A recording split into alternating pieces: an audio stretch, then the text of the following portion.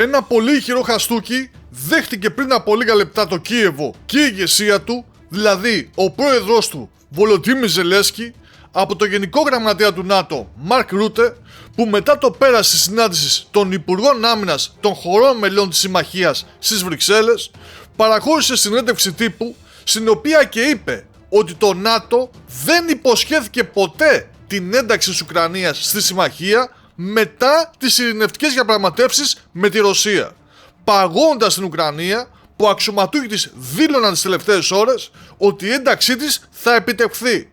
Και σαν να μην έφτανε αυτή η ψυχρολουσία, ο Γενικός Γραμματέας του ΝΑΤΟ αποκάλεσε το Ρώσο πρόεδρο Βλαντιμίρ Πούτιν ισχυρό διαπραγματευτή, τη συμμετοχή του οποίου θεωρεί απαραίτητη για την επίτευξη μιας ειρηνευτικής συμφωνίας.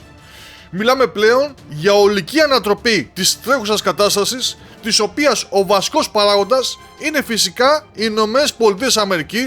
που είναι και η παγκόσμια υπερδύναμη, και ας από το πρωί συστημικά ελληνικά μέσα ενημέρωσης αναπαράγουν δηλώσεις διαφόρων αξιωματούχων χωρών όπως της Λιθουανίας κτλ, που έρχονται σε αντίθεση με όσα πιστεύουν και επιζητούν οι ΗΠΑ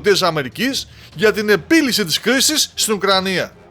Ας ξαναδούμε όμως και πάλι τη δήλωση που λέει ότι σύμφωνα με το Ρούτε, η υπόσχεση που δόθηκε κατά τη Σύνοδο Κορυφής στην Ουάσιγκτον να δεχθεί την Ουκρανία στο ΝΑΤΟ δεν σημαίνει ότι αυτό θα έπρεπε να ήταν μέρος της ειρηνευτικής συμφωνίας. Παγώνει λοιπόν ο Γενικός Γραμματέας του ΝΑΤΟ την ένταξη της Ουκρανίας στο ΝΑΤΟ, το Κίεβο και τα όνειρα που έκανε, χωρίς όμως να ρωτήσει τον νέο ένικο του Λευκού Οίκου, τον Αμερικανό πρόεδρο Ντόναλντ Τραμπ.